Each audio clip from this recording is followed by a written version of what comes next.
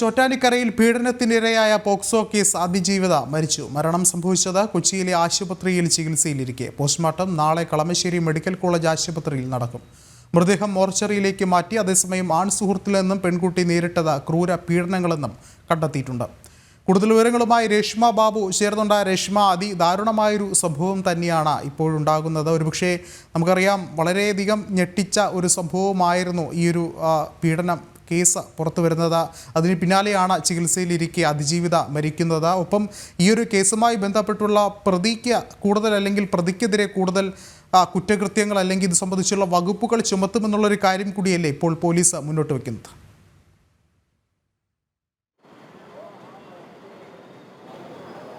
Vishnu, postmortem report കൂടി ലഭിച്ച ശേഷമായിരിക്കും കൊലക്കുറ്റമടക്കം ചുമത്തുന്ന കാര്യത്തിൽ തീരുമാനം എടുക്കൂ എന്നാണ് ചോറ്റാനിക്കര SHO അല്പസമയം മുൻപ് നമ്മോട് പ്രതികരിച്ചിട്ടുള്ളത്. എന്തായാലും നിലവിൽ ഇൻക്വസ്റ്റ് നടപടികൾ കൊച്ചിയിലെ സ്വകാര്യ ആശുപത്രിയിൽ നടന്നുകൊണ്ടിരിക്കുകയാണ്. മോർച്ചറിയിലേക്ക് നേരത്തെ തന്നെ മൃതദേഹം മാറ്റിയിരുന്നു. നാളെ ആയിരിക്കും പോസ്റ്റ്മോർട്ടം നടപടികൾ ആരംഭിക്കുകയെന്നാണ് സൂചനകൾ വരുന്നത്. അതായത് നാളെ കളമശ്ശേരി മെഡിക്കൽ കോളേജിൽ പോസ്റ്റ്മോർട്ടം നടപടികൾ ഉണ്ടാകും. അതിനുശേഷം സംസ്കാര ചടങ്ങുകളും നടക്കും. ഇന്ന് ഉച്ചയ്ക്ക് 2:15 കൂടിയാണ് പെൺകുട്ടിയുടെ അന്ത്യം സംഭവിച്ചത്. കഴിഞ്ഞ 5 ദിവസത്തോളമായിട്ട് കൊച്ചിയിലെ സ്വകാര്യ ആശുപത്രിയിൽ വെന്റിലേറ്ററിൽ ചികിത്സയിൽ തുടരുകയാണ് അന്ത്യം സംഭവിച്ചത്.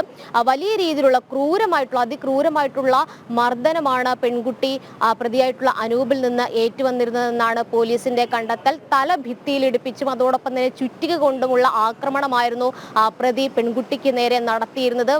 മരുന്നുകളോട് ആദ്യഘട്ടം മുതൽ തന്നെ പെൺകുട്ടി പ്രതികരിച്ചിരുന്നില്ല. ജീവൻ നിലനിർത്തിയിരുന്നത് വെന്റിലേറ്ററിന്റെ സഹായത്തോടു കൂടിയുമാണ്. എന്തായാലും കഴിഞ്ഞ ദിവസം തന്നെ പെൺകുട്ടിയുടെ അമ്മ മാധ്യമങ്ങളോട് പറഞ്ഞത് നിരന്തരം പെൺകുട്ടിയെ പ്രതിയായിട്ടുള്ള അനൂപ് ഉപദ്രവിക്കുമായിരുന്നു. ഇത് തെളിയിക്കുന്ന, അല്ലെങ്കിൽ ഇത് സാധൂകരിക്കുന്ന തരത്തിലുള്ള പരിക്കുകളുടെ അടയാളങ്ങളൊക്കെ തന്നെ താൻ പലതവണ കാണുകയും ചെയ്തിട്ടുണ്ട്. അത് ചോദ്യം ചെയ്ത സമയത്ത്, അതായത് ഈ പ്രതി വീട്ടിൽ വരരുത് എന്ന് പറഞ്ഞ സമയത്ത് തന്നെയും ഭീഷണിപ്പെടുത്തുന്ന ഒരു സാഹചര്യമുണ്ടായി. തുടർന്ന് താൻ വേറെ വീട്ടിൽ മാറി താമസിക്കുകയായിരുന്നു എന്നാണ് പെൺകുട്ടിയുടെ അമ്മ കഴിഞ്ഞ ദിവസം പറഞ്ഞത്. എന്തായാലും പോസ്റ്റ്മോർട്ടം റിപ്പോർട്ട് കൂടി ലഭിച്ച ശേഷമായിരിക്കും കൊലപാതക കുറ്റം ചുമത്തുവാനായിട്ടുള്ള നടപടികളിലേക്ക് പോലീസ് കടക്കുകയെന്നാണ് ഉദ്യോഗസ്ഥർ പറഞ്ഞിരിക്കുന്നത്. എന്തായാലും കൊലപാതക കുറ്റം ചുമത്തിയേക്കുമെന്നാണ് സൂചനകൾ പുറത്തു വരുന്നത്. കഴിഞ്ഞ ദിവസം വധശ്രമം, അതോടൊപ്പം തന്നെ ബലാത്സംഗ കുറ്റം അടക്കമുള്ളവയാണ് ചുമത്തി പ്രതിയെ റിമാൻഡ് ചെയ്തിട്ടുള്ളത്.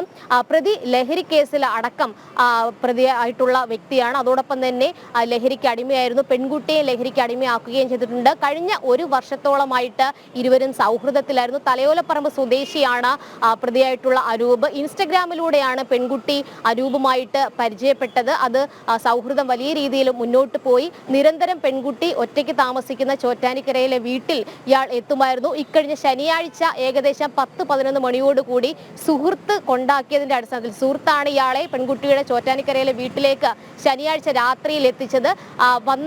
എത്തിയ സമയത്ത് തന്നെ പെൺകുട്ടിയായിട്ട് ഒരു തർക്കമുണ്ടാകുകയും തുടർന്ന് മർദ്ദിക്കുകയുമായിരുന്നു. തല ഭിത്തിയിലിടിപ്പിക്കുകയും ചുറ്റിക കൊണ്ട് ആക്രമിക്കുകയുമായിരുന്നു ചെയ്തത്. അതിനിടയിൽ പെൺകുട്ടി ഇതിൽ മനം തൊന്നുകൊണ്ട്, അതായത് താൻ മരിക്കാൻ പോവുകയാണെന്ന് പറഞ്ഞുകൊണ്ട് ഷോൾ എടുത്ത് കഴുത്തിൽ കുരുക്കാൻ ശ്രമിച്ചു.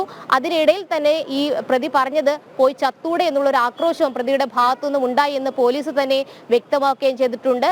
എന്തായാലും മരണവെപ്രാളത്തിനിടെ ഈ ഷോള് ഈ പ്രതി മുറിച്ച് താഴോട്ട് ഈ പെൺകുട്ടി ഇടുകയും ചെയ്തിരുന്നു. അതിനിടയിൽ മരിച്ചു എന്ന് വിചാരിച്ചുമാണ് പ്രതി അവിടെ നിന്ന് കടന്നു കളഞ്ഞത്. പിന്നെ പിറ്റേന്ന് ഞായറാഴ്ച വൈകുന്നേരം 4 മണിയോട് കൂടിയാണ് അയൽവാസിയായിട്ടുള്ള യുവതി ആ വീട്ടിലേക്ക് കടന്നു വന്ന സമയത്താണ് പെൺകുട്ടി അവശനിലയിൽ കണ്ടെത്തുകയും പോലീസിന്റെ സഹായത്തോടു കൂടി സ്വകാര്യ ആശുപത്രിയിലേക്ക്, ആദ്യം താലൂക്ക് ആശുപത്രിയിലാണ്, പിന്നെ അവിടെ നിന്ന് വിദഗ്ധ ചികിത്സയ്ക്ക് വേണ്ടിയിട്ട് സ്വകാര്യ ആശുപത്രിയിലേക്ക് മാറ്റുകയുമാണ് ഉണ്ടായത്. പെൺകുട്ടിയെ കണ്ടെത്തുന്ന സമയത്ത് ആ പരിക്കിൽ, കയ്യിലുണ്ടായിരുന്ന മുറിവിൽ ഉറുമ്പരിച്ചിരുന്നു. അതോടൊപ്പം തന്നെ വളരെ അവശനിലയിലായിരുന്നു. എന്തായാലും മാരകമായിട്ടുള്ള രീതിയിലുള്ള മുറിവുകൾ പെൺകുട്ടിയുടെ തലയിലും മറ്റ് ശരീരഭാഗങ്ങളിലും ഉണ്ടായിരുന്നു. ലൈംഗിക ബന്ധത്തിന് വരെ പ്രതി ശ്രമിക്കുകയും അതിനെ വിസമ്മതിച്ചതിന്റെ അടിസ്ഥാനത്തിൽ വലിയ രീതിയിൽ സ്വകാര്യ ഭാഗങ്ങളിലടക്കം മുറിവേൽപ്പിക്കുകയും ചെയ്തിട്ടുണ്ടെന്നാണ് പോലീസിന്റെ കണ്ടെത്തൽ. എന്തായാലും ഇൻക്വസ്റ്റ് നടപടികൾ സ്വകാര്യ ആശുപത്രിയിൽ പുരോഗമിച്ചുകൊണ്ടിരിക്കുകയാണ്. നാളെ കളമശ്ശേരി മെഡിക്കൽ കോളേജിൽ പോസ്റ്റ്മോർട്ടം നടപടികൾ പൂർത്തീകരിക്കും. പ്രതിക്കെതിരെ കൊലപാതക കുറ്റം ചുമത്തിയേക്കുമെന്നാണ് സൂചനകൾ. ശരി, രേഷ്മ ബാബുവാണ് വിശദമായ റിപ്പോർട്ടുകൾ നൽകിയത്.